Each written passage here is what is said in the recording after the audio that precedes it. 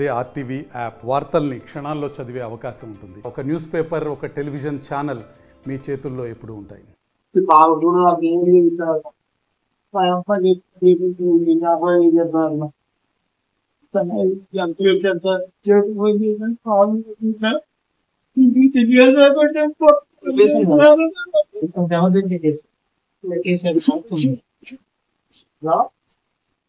నేను నచ్చిన కొడతా సార్. నేను ఎప్పుడు చెట్టు మీద అని చెప్తాను సార్. ఎన్నిసార్లు చెప్పినా ఎట్లేదు సార్. ఇలా డ్రామాలు డ్రామాలు సార్ అని చెప్పి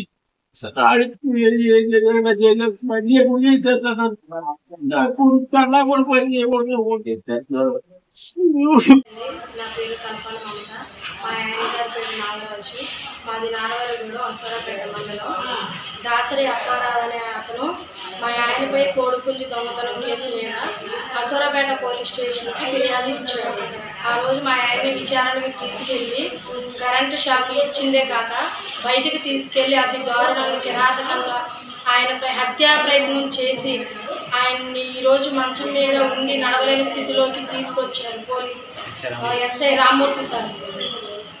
తీసుకెళ్ళి అలా కొట్టి విచారణే కాకుండా స్టేషన్లో జరిగిన విచారణే కాకుండా బయటికి తీసుకెళ్ళి ఆయన చిత్రహింసలు పెట్టి ఈరోజు మంచాన ఉండేటట్లు గురి చేశారు. అందుకు పోలీసులు మాకు ఏ సదుపాయాన్ని కూడా కల్పించక ఎలా ఉన్నాడో చూస్తానికి రాకపోగా మళ్ళీ మాపై దొంగ ఆరోపణలు మోపుతున్నారు. దొంగతనం నువ్వే చేసావనని ఒప్పుకో అనని నా భర్తను చాలా చిత్రహింసలకు గురి చేశారు. ఆయన నడవలేని పక్షాన ఉన్నాడు. మాకు తగిన న్యాయం చేయమని కోరుతున్నాం. పోలీసులు మాకే రక్షణ ఇవ్వట్లేదు. ఇంకా ప్రజలకి ఏ న్యాయం చేస్తారు అని మేము అడుగుతున్నాం. నా పేరు రాంబాబు, మాది సిద్ధారం.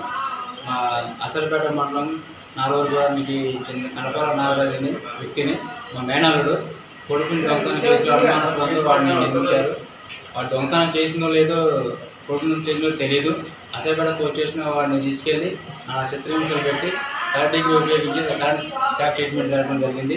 కరెంట్ షాక్ ట్రీట్మెంట్ చేసిన తర్వాత వాడిని బయటికి తీసుకెళ్ళి ఎస్ఐ రామ్మూర్తి గారిని కానిస్టేబుల్ కలిసి వాడిని బయటికి తీసుకెళ్ళి వాడిని హింసలు పెట్టి చిత్రహింసలు పెట్టి కేసు ఒప్పుకుంటూ లేదని చెప్పేసి, ఒప్పుకోకపోతే నీ కుటుంబాన్ని మీ నామని మీ పిల్లలను కూడా వేరే కేసులో ఇరికించేసి నీ మీద దొంగతనం వేస్తామని చెప్పేసి ఆ ఎస్ఐ రామ్మూర్తి గారిని పట్టడం జరిగింది. అదే కాకుండా వాడిని తీసుకొచ్చి ఇంటికాడ వేసి అట్లా చెప్పేసి మళ్ళీ రేపు మార్నింగ్ ఉదయం మీరు హాస్పిటల్కి రావాలి, లేకపోతే మట్టి మీరు చర్య తీసుకుంటామని చెప్పేసి రామ్మూర్తి ఎస్ఐ వాళ్ళని డిమాండ్ బాగా ఇబ్బంది పెట్టిండు. అదే పరిణామంలో ఎమర్జెన్సీ అంబులెన్స్ ద్వారా తీసుకొచ్చి సత్తుపల్లి ఎండి హాస్పిటల్కి వచ్చాము. ఎండి హాస్పిటల్ చేసిన అనంతరం ఎండి గారు స్కానింగ్ రిపోర్ట్లు చూసి ఇతను బాడీ పనిచేయట్లేదు, ఇతను నరాలన్నీ వీక్ అయిపోయింది, ఇతను వేగన కోచింగ్ కోసం హైదరాబాద్ గారు ఖమ్మంగా తీసుకెళ్ళమని మాకు చెప్పారు. అతను లేగలేని పరిస్థితిలో ఉన్నాడు. హాస్పిటల్లో ఉన్నాము, కుటుంబాలు ఆడుతున్నాడు. ఇప్పుడు హాస్పిటల్లో ఉన్నాము మేము. ఇక్కడ హాస్పిటల్ సిబ్బంది కూడా ఇక్కడ మా దగ్గర ఎటువంటి పరికరాలు లేవు, ఇతను వైద్యం కోసం వేరే హాస్పిటల్ తీసుకెళ్ళాలి, హైదరాబాద్ తీసుకెళ్ళని చెప్పి చెప్తున్నారు. అసరాపేట మండలం నారాయణగూడకు చెందిన కలపాల నాగరాజు అనే మాదిరిని తమ పక్కింట్లో ఒక కోడి పుంజును ఎత్తుకెళ్ళాడనే నెపంతో వారం రోజుల పాటు పోలీస్ స్టేషన్కి పిలిపించి 3rd డిగ్రీ ప్రయోగించి పోలీస్ స్టేషన్లోనే కరెంట్ షాక్ పెట్టి మరలా అతన్ని కోళ్ళ ఫారం దగ్గరికి తీసుకెళ్ళి మనిషి మీద నుంచొని కాళ్ళు చేతులు ఇరిచిన సంఘటన సభ్య సమాజం తలదించుకునే విధంగా అతని పరిస్థితి ఉన్నది. దీనికి పూర్తి కారణం అసరాపేట ఎస్ఐ రామ్మూర్తి ఇంకా అతని అనుచరులు పోలీసులు కొంతమంది ఈ అఘాయిత్యానికి పాల్పడి చట్టాన్ని తమ చేతుల్లో తీసుకొని ఎవరినో మెప్పేయటానికి, ఎవరి మన్ననలో పొందటానికి నాగరాజును అంగవైకల్యం చేసిన పరిస్థితి ఈరోజు ప్రత్యక్షంగా కనబడుతుంది. దీని మీద జిల్లా పోలీస్ యంత్రాంగం వెంటనే చర్యలు తీసుకొని నాగరాజు మీద 3rd డిగ్రీ కరెంటు షాకు పెట్టిన ఎస్ఐను ఇతర సిబ్బందిని వెంటనే సస్పెండ్ చేసి అరెస్ట్ చేయాలని ఎంఆర్పీఎస్ ఎంఎస్పీ డిమాండ్ చేస్తుంది. ఈ జిల్లాలో అసురపేట పోలీస్ స్టేషన్లోనే కులహంకారానికి ఆధిపత్యానికి ఒక ఎస్ఐ నిండి 100 ఏళ్ల జీవితాన్ని బలి తీసుకున్న సంఘటన సభ్య సమాజం చూసింది. అది పోలీసు వ్యవస్థకే తలవంపులు చేసే సంఘటన. ఆ సంఘటన జరిగి 5-6 నెలలు కాకముందే మరలా ఒక దళిత యువకుని స్టేషన్లోనే కరెంట్ షాక్ పెట్టి అతన్ని చంపటానికి ప్రయోగించారు. అతన్ని అంగవైకల్యంగా తయారు చేయడానికి వాళ్ళు చేసిన 3rd డిగ్రీ ప్రయోగం చాలా దుగుప్సాకరంగా ఉంది. యశ్వరాపేట మండలంలోనే ఇలాంటి సంఘటనలు ఎందుకు జరుగుతున్నాయి? గతంలో ఎస్ఐ చనిపోయినప్పుడు కూడా పోలీసుల మీద చర్యలు తీసుకొని ఉంటే పోలీసులు ఒక భయం అనేది ఉండేది.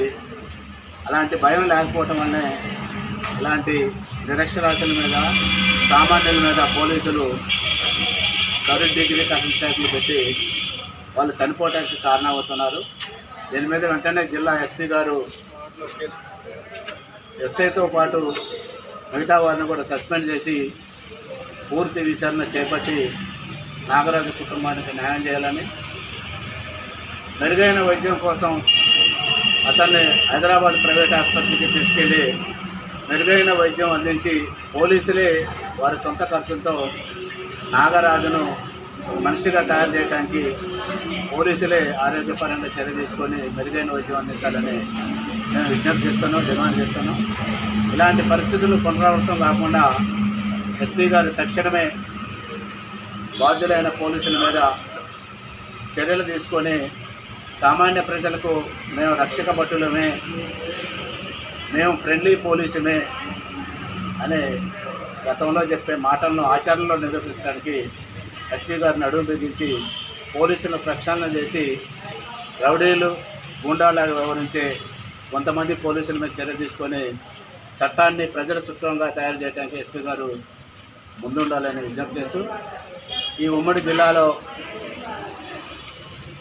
బోరగుంపాడులో ఒక దళిత ఏఎస్ఐ ఇసుక అక్రమ రవాణాను అడ్డుకుంటే అతను అగ్రకులానికి చెందిన వాళ్ళు ఇసుక వారీలోనే కొట్టడం జరిగింది. అసురాపేట పోలీస్ స్టేషన్లోనే ఎస్ఐ గారు ఆత్మహత్యకు పాల్పడినారు.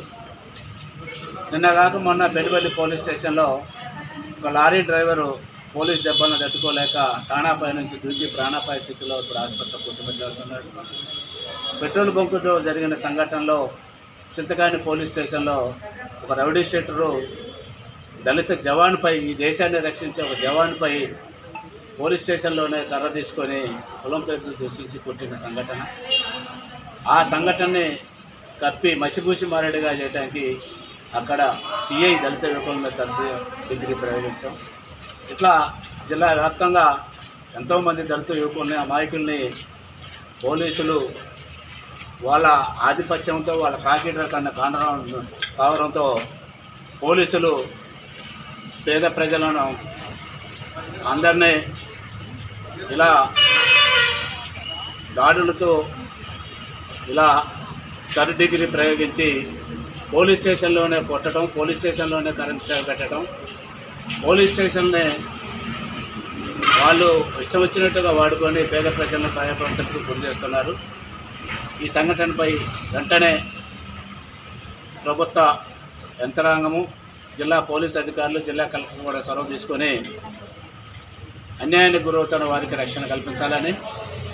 ఈ రాష్ట్రంలో ఒక దౌర్భాగ్య పరిస్థితి ఏంటంటే సంవత్సరం దాటిపోయినా కూడా ఈ రాష్ట్రానికి హోంమంత్రి అనేవాళ్ళు లేడు. ఈ రాష్ట్రంలో హోంమంత్రి లేడు. ఇలాంటి సంఘటనలు జరిగి అన్యాయానికి గురయ్యే వాళ్ళు ఎవరైనా వాళ్ళ బాధలు చెప్పుకోవాలంటే మంత్రే లేని దుర్భర స్థితిలో ఈ రాష్ట్రం నడుస్తుంది. ముఖ్యమంత్రి దగ్గరనే లా అండ్ ఆర్డర్ ఉంది, ముఖ్యమంత్రి దగ్గరనే హోంమంత్రిత్వ శాఖ కూడా ఉంది. ముఖ్యమంత్రిని కలుసుకోవాలంటే ఈ జిల్లాలో 5 సార్లు ఎమ్మెల్యే అయినా బొమ్మ నర్సయ్య గారికి వీలు కావట్లేదు. మరి సామాన్యుల పరిస్థితి ఏందో మనం అర్థం చేసుకోవాలి. కాబట్టి వెంటనే ఈ రాష్ట్రానికి హోంశాఖ మంత్రిని నియమించి ప్రజలకు వచ్చిన కష్ట నష్టాలను తెలుసుకోవడానికి వెంటనే మంత్రిత్వ శాఖను ఏర్పాటు చేయాలని మేము విజ్ఞప్తి చేస్తూ, రాష్ట్ర ముఖ్యమంత్రి గారు, జిల్లా ప్రభుత్వ యంత్రాంగం, జిల్లాలో ఉన్న 3 మంత్రులు కూడా ఈ సంఘటనపై స్పందించి నాగరాజు కుటుంబానికి అన్ని విధాలుగా ఆదుకొని ప్రభుత్వ పరంగా అన్ని విధాలుగా ఆదుకొని రక్షణ కల్పించి అతనికి మెరుగైన వైద్యాన్ని అందించి అతనికి పూర్వవైపు తీసుకురావాలనే ఎంఆర్పీ తరపున విజ్ఞప్తి చేస్తున్నాం, డిమాండ్ చేస్తున్నాం. మరిన్ని వీడియోస్ కోసం ఛానల్ ని సబ్స్క్రైబ్ చేయండి. లేటెస్ట్ అప్డేట్స్ కోసం వాట్సాప్ ఛానల్ ని ఫాలో అవ్వండి. ఆ లింక్ డిస్క్రిప్షన్ లో ఉంది.